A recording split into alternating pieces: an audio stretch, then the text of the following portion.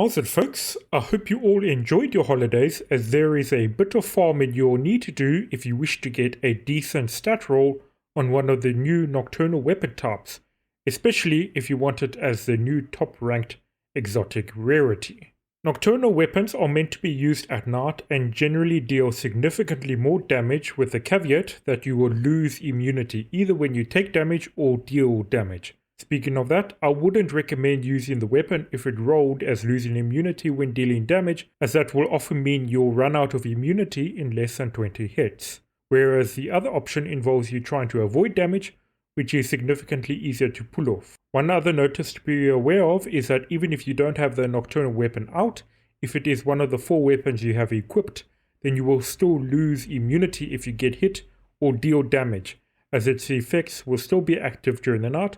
So don't equip it and keep the Nocturnal weapon in your inventory if you wish to avoid suddenly losing immunity, especially if you don't have the immunity boosters or UV bars to replenish your immunity when running low. Alright, if you're starting from the bazaar near where Harper hands out the bounties and you face southwest, you should find the train line, and basically you need to just follow that down to get through this safe zone. This dark hollow often has the volatile hives spawning in it. You can just run across these roofs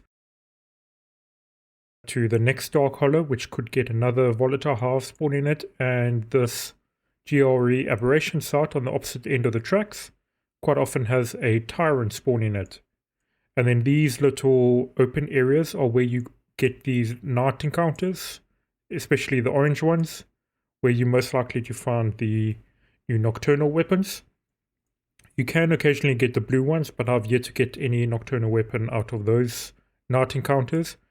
And quite frequently I would have to run the length of the building, and then I would get one of the orange encounters spawn in here. I'll deal with that, and then on my way back I would either get a tyrant spawning on one of the roofs in the middle here, or a volatile hive that will spawn in the dark hollow over here.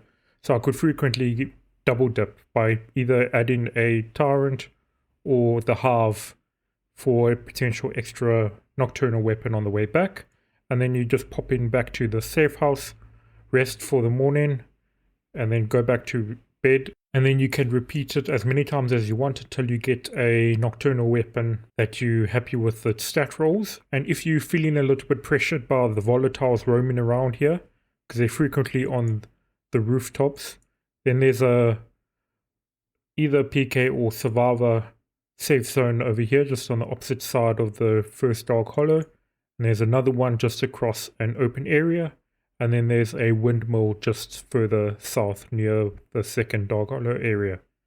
So you have plenty of opportunities to hide in some UV light to replenish your UV if you are using nocturnal weapons, or just to end a chase if you're feeling a little overwhelmed by the volatiles. If you plan to run this route, I would recommend stocking up on toughness and regen boosters, and if you plan on using a nocturnal weapon, then have some UV bars and immunity boosters as well. Now that the farming method is explained, let's talk about efficiency. By far the best method to acquire nocturnal weapons is to buy them from Harper, but this requires you to be rank 35 to get the exotic variants and costs 5 tokens each weapon.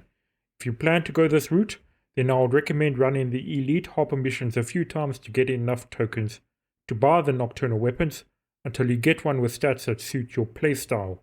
You could also buy legendary nocturnal weapons from Harper, but if you plan to buy from him, you may as well do more bounties until you have ranked up to get the exotic versions. If your rank is too low or you don't want to farm bounties, then I would recommend using the route I explained earlier and focus on the orange night encounters, as I received significantly more nocturnal weapons by fighting them. I did receive a couple from volatile hives and tyrants, but they weren't as common a loot drop compared to the orange night encounters. I also have received one nocturnal weapon as a loot drop from a volatile, but I wouldn't recommend farming them if your goal is getting nocturnal weapons, as I only got that one after killing volatiles for over an hour, in which time you would have gotten significantly more from farming them along the route I explained earlier. The patch notes also mentioned it being possible to get the nocturnal weapons from backpack biters. There is one that spawns right below the safe zone in the train car when the event is active, and it spawns a little further along the tracks near an air vent when the event is turned off. I targeted this poor unlucky guy well over 100 times and got some valuables and crafting resources, but not one nocturnal weapon dropped from him. So either this isn't what Techland considers a backpack barter, or my luck is really bad.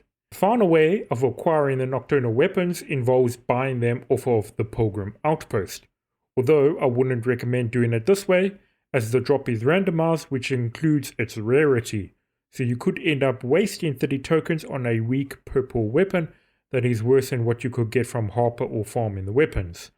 It might be worth it if you could choose which specific weapon you want to purchase with your tokens, or something similar to Harper with getting the exotic weapons, but randomizing which of the 9 weapon types to give to you. But as it stands now, I wouldn't recommend using the Pilgrim Outpost for getting the nocturnal weapons. Having said all that, the Pilgrim Outpost may be the most effective if you duplicate the drop boxes you get from the outpost.